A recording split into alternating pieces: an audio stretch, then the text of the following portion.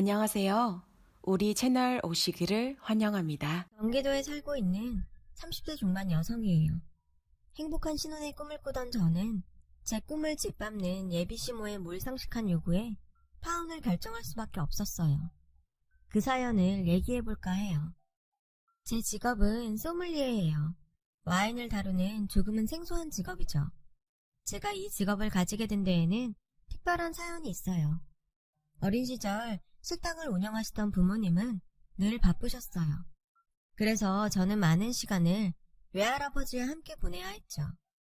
평생 교직에 몸을 담으시다 퇴직하신 외할아버지는 제게 있어 친구이자 스승 같은 분이셨어요.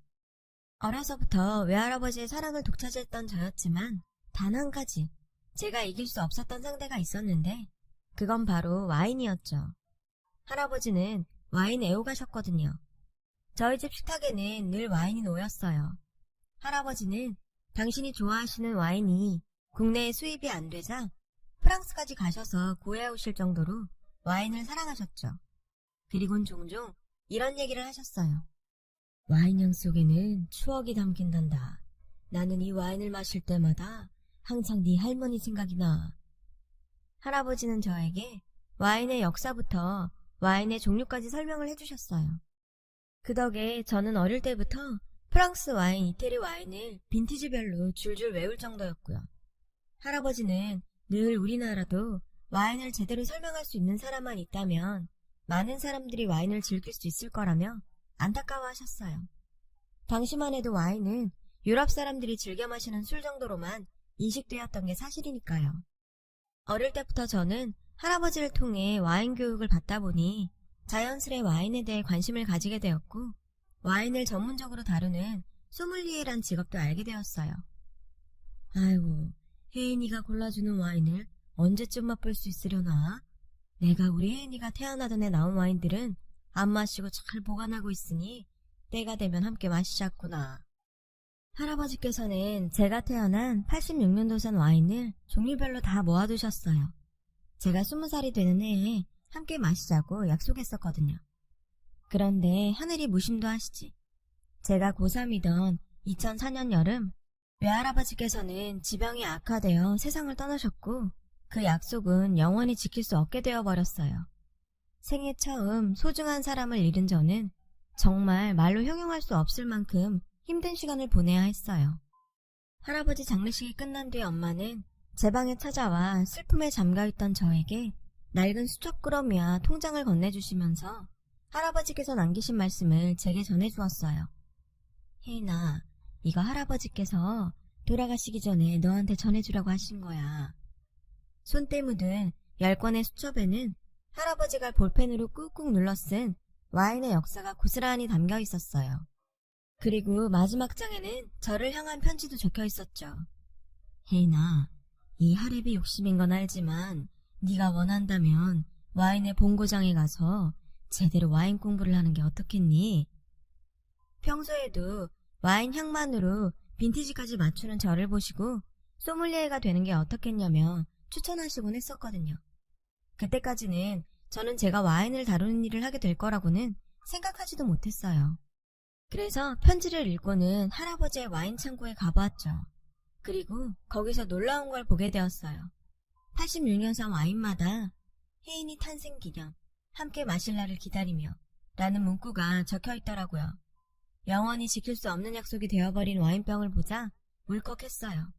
그리고 주저앉아 오열을 하고 말았죠. 그때부터였어요. 제가 할아버지 유언에 따라 소믈리에가 되기로 결심한 건. 저는 이듬해 와인의 본고장인 프랑스로 날아가 보르도 와인학교에 입학했어요. 지금은 와인을 즐기는 사람들이 많아서 소믈리에를 꿈꾸며 프랑스로 유학을 떠나는 사람들이 많잖아요. 하지만 제가 유학을 떠날 당시만 해도 한국에서 와인은 마이너한 주류에 불과했어요. 모든 유학생활이 다 힘들겠지만 외국 학교에서 적응하는 건 정말 힘든 일이더라고요.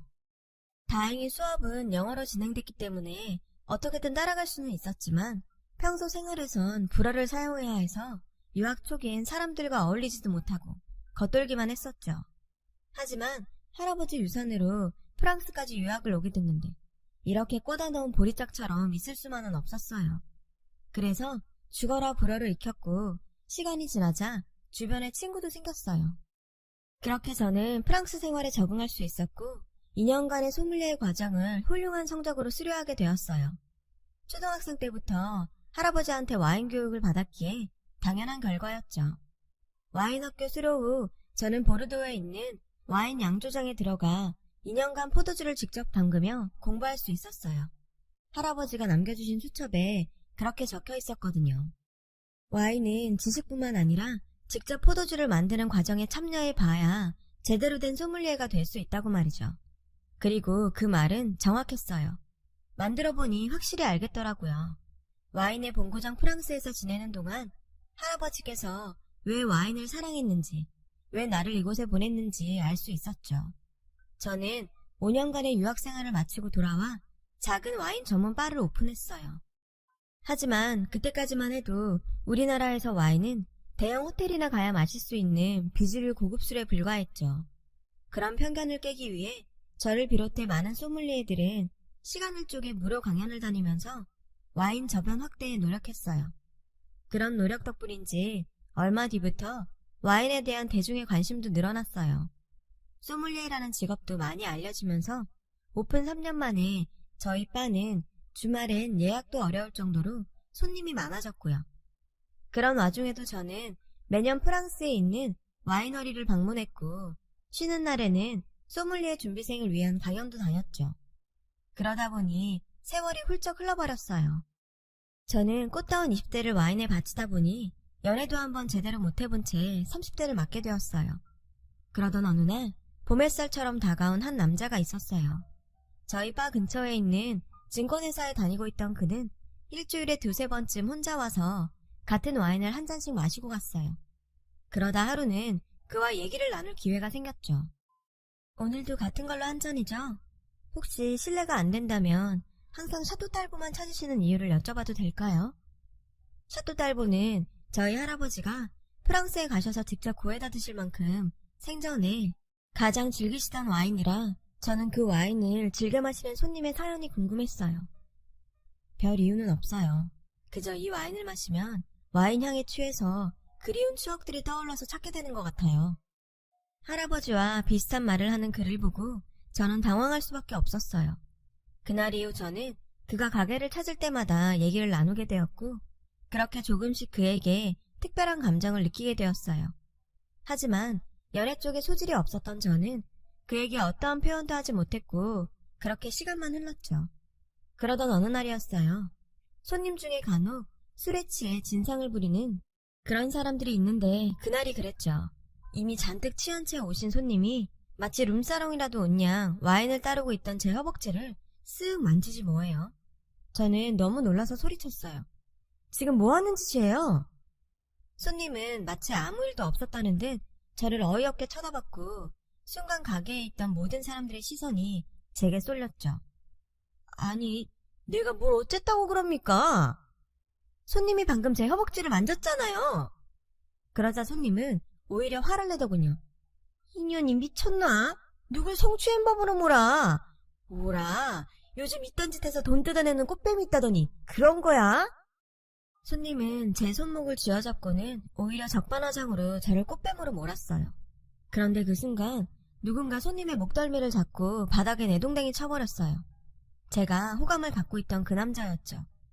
혜인씨, 괜찮아요? 가게에 CCTV 있죠? 제가 처음부터 다 봤어요. 저 사람이 혜인씨 허벅지에 손대는 거. 그는 느낌이 이상해서 지켜봤다며 제가 위험에 처한 순간에 나서준 거였죠. 그 사건 이후 우리는 단순한 소믈리에와 단골 손님이 아닌 연인관계로 발전하게 되었어요. 저보다 2살 많았던 그는 평소 말이 많은 편은 아니었어요. 하지만 와인 얘기가 나오면 한두 시간은 훌쩍 지나가기 일쑤였고 와인의 조예도 깊은 편이라 함께 있으면 왠지 모르게 할아버지가 떠올라 마음이 편했어요. 한창 연애로 뜨거운 무렵 남자친구는 조심스럽게 이야기를 꺼냈어요. 혜인아, 우리 엄마가 널 좀 만나보고 싶으시대. 그의 갑작스러운 제안에 전 놀랐어요. 물론 둘 다 결혼 정년기를 훌쩍 넘긴 상황이라 결혼을 생각 안 한 건 아니지만 막상 그 순간이 되니 당황스럽더라고요. 저희 부모님도 제가 결혼 생각을 안 하는 것 같아서 걱정하시던 참이긴 했어요. 막상 남자친구의 부모님을 뵈러 간다고 생각하니 설레이기도 했지만 막연한 두려움도 있었어요. 예비 시부모님과의 첫 만남이라 좋은 모습을 보이고 싶었어요. 그래서 평소에 비싸서 가지도 않던 샵에 가서 풀 메이크업도 받고 남자친구 부모님이 좋아하신다는 한우도 잔뜩 사들고 예비 시댁으로 향했어요. 예비 시부모님은 반갑게 맞아주셨어요. 혜인야, 뭐하러 이런 걸 사왔어요? 빈손으로 와도 되는데. 어머님이 공무원 생활을 오래 하셔서 조금 깐깐하시다는 얘기를 들어서 많이 긴장했는데 기우였더라고요. 예상외로 어머님은 마치 친정에 온 딸처럼 편하게 맞이해 주셨어요. 결혼이라는 게 단순히 남자와 여자가 만나서 하는 게 아니라 가족 간의 만남인 거잖아요. 그래서 사실 걱정이 많았는데 이런 분들이라면 시댁과도 별 탈 없이 잘 지낼 수 있겠다는 생각이 들었어요. 예비 시어머니께서 제 직업을 물어보기 전까지는 말이죠. 그래, 혜인 양은 무슨 일을 하고 있나요? 우리 근수가 워낙 과묵한 성격이다 보니 집에서는 도통 말을 잘 안 해서 말이야.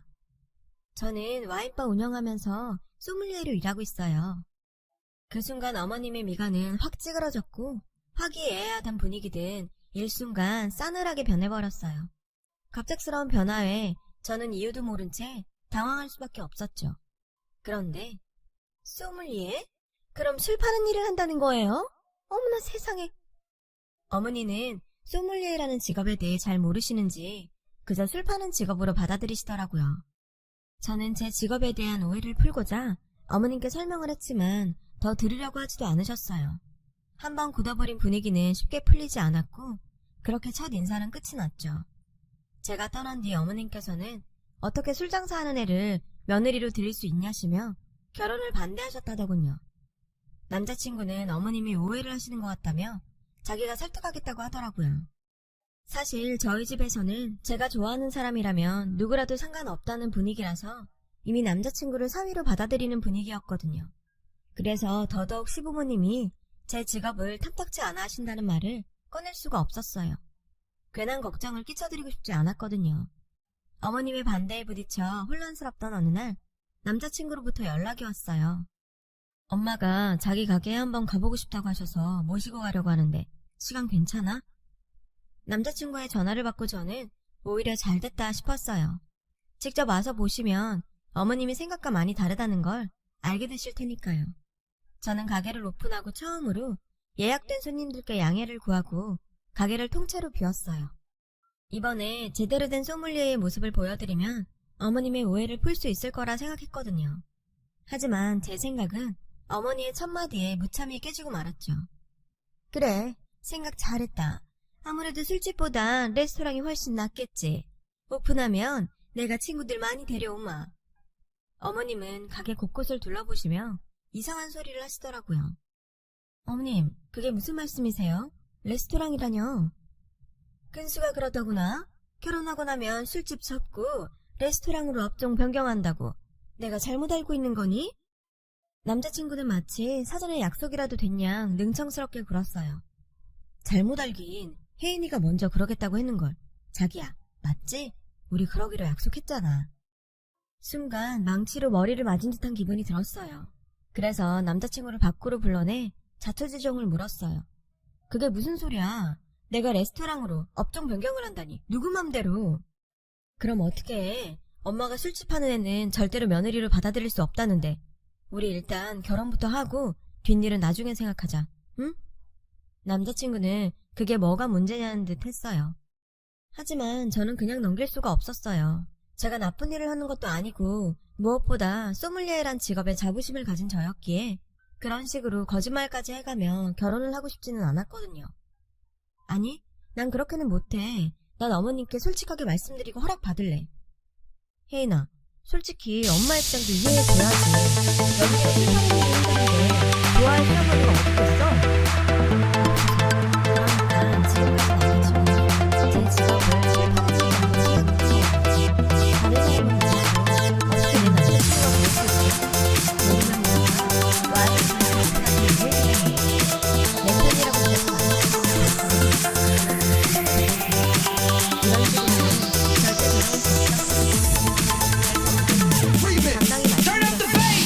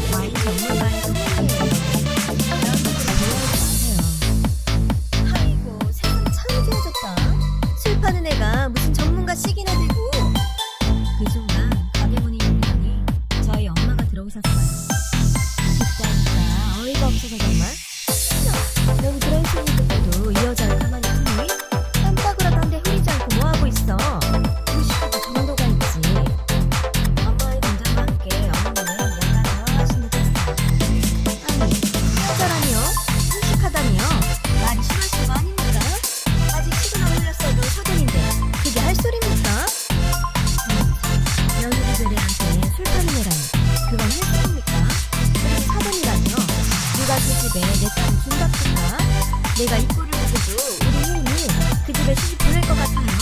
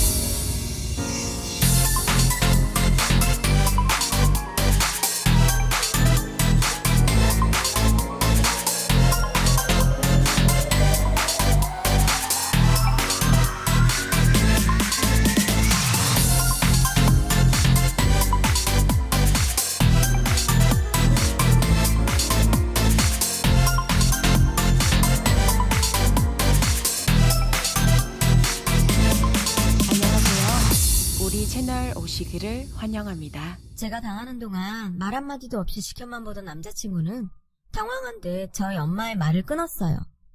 어머님, 그게 무슨 말씀이세요? 시집을 안 보내시겠다니요? 아이고야, 자네 말은 할 줄 아나 보네. 자네 와이프 될 사람이 그렇게 모욕을 당하는데도 입도 뻥끗 안 하고 있길래 난 또 자네가 말을 못해서 그러고 있는 줄 알았지. 저희 엄마는 젊을 때부터 장사를 하셔서 쑥맥인 저와는 다르게 여장부 기질이 있는 분이시라 할 말은 참지 않고 하는 분이셨죠. 어머님 정도는 눈 하나 깜짝 않고 상대할 정도로 말이에요. 지금 뭐 하는 짓이에요? 왜 남의 아들은 자꾸 그래요? 사람이라는 게 참 이중적이더라고요. 저한테는 그렇게 막말을 하더니 당신 아들이 욕먹는 건 못 참겠나 봐요. 저기요, 사람이 대접을 받으려면 상대도 대접을 해줘야죠. 남의 딸한테는 그딴 식으로 말해놓고 자기 자식 욕먹는 거 못 보겠나 봐요. 이게 무슨 놀부심보입니까? 그야 술이나 파는 당신 딸이랑 퍼젓한 증권회사에 다니는 우리 아들이랑은 천지 차이가 나니 당연한 거 아닙니까? 벌이부터가 완전히 다른데 안 그러게 생겼냐고요. 사실 제가 남자친구를 만나면서 수입 얘기는 한 적이 없다 보니 어머님께서 뭔가 단단히 착각하고 있는 눈치였어요. 우리 혜인이가 한 해에 얼마나 버는 줄 알고 벌이 타령을 하는 겁니까? 어머님은 이 콩만한 가게에서 벌면 얼마나 버냐시며 코웃음을 치셨어요. 그리고는 제 유학 얘기를 꺼내시며 프랑스에서 공부한답시고 돈도 많이 날렸을 텐데 돈이 어딨겠냐면서 남들 열심히 돈 벌 때 허영에 쩔어서 와인 공부다 뭐다 돈 쓰고 놀러 다녔으니 안 봐도 알만하다고 하시더군요. 그 말에 저희 엄마는 박장대소를 하셨어요. 놀러 다녀요? 하나는 알고 둘은 모르시네. 여기 가게에 걸려있는 프랑스 현지 와인 양조장 사진들 혜인이가 운영하는 와인 양조장인 거 모르셨어요? 가게도 운영하고 대학 강의하는 것만도 몸이 부족한 애가 왜 시간까지 쪼개서 프랑스를 가겠어요? 네? 그깟 증권회사 월급쟁이랑 비교나 될까? 제가 프랑스에 있는 양조장 소유주라는 말에 어머님과 남자친구는 놀라더군요. 꽤나 충격적이었는지 제가 운영하고 있는 양조장 사진들을 찬찬히 훑어보며 마른 침을 삼켰어요. 저는 그 순간 돈의 힘이 얼마나 대단한 건지 새삼 느끼게 되었죠. 사돈, 제 말은 그게 아니라 여자 혼자 이렇게 장사한다는 게 얼마나 힘들까 걱정돼서 힘들 거 없이 사람 보러 가며 레스토랑이나 하는 게 어떠냐는 말이었어요. 레스토랑 하면서도 소믈리에인가 뭔가 할 수도 있으니까요. 그러니 너무 노여워 마시고 제 실언은 용서해 주세요. 방금 전까지 저를 술집 여자 취급을 하던 어머님은 머리까지 조아렸어요. 제가 걱정돼서 그랬다는 말에 정말 역겨워서 구역질이 날 지경이었죠. 왜요? 내 딸이 돈 좀 번다니까 갑자기 우리 애를 놓치기 싫어졌어요? 왜? 우리 애 돈이 탐나서요? 어머님은 당황한 표정으로 허둥거리며 변명을 해댔어요.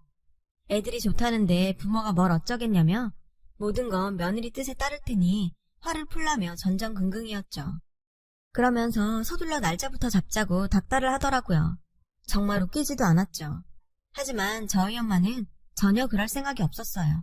그건 저 역시 마찬가지였고요. 아니요, 저는 대개 아들을 사위로 맞을 생각 없습니다.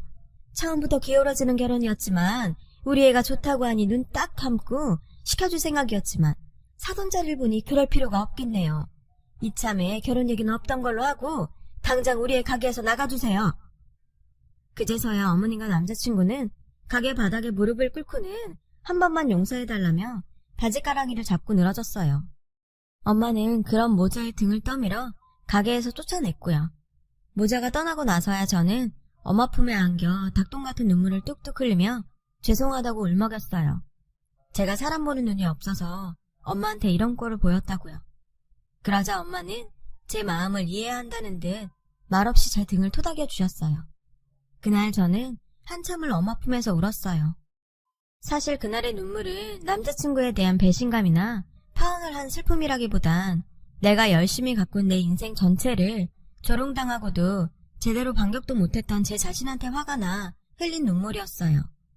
그 일이 있고 한동안 남자친구는 제 가게로 찾아와서 한 번만 용서해달라고 빌곤 했어요. 참다 못한 저는 경찰에 영업방해로 신고를 했고 그날 이후로 남자친구는 제 앞에 나타나지 않았죠. 시간이 흘러 벌써 1년이나 지났네요. 한때 파혼으로 인해 시리에 빠지기도 했지만 생각해보면 제 평생의 꿈을 하찮게 생각했던 사람들과는 가족이 되지 않은 게 얼마나 다행인지 모르겠어요. 할아버지께서 와인의 향에는 추억이 따라온다고 하셨는데 그 말이 현실이 됐네요.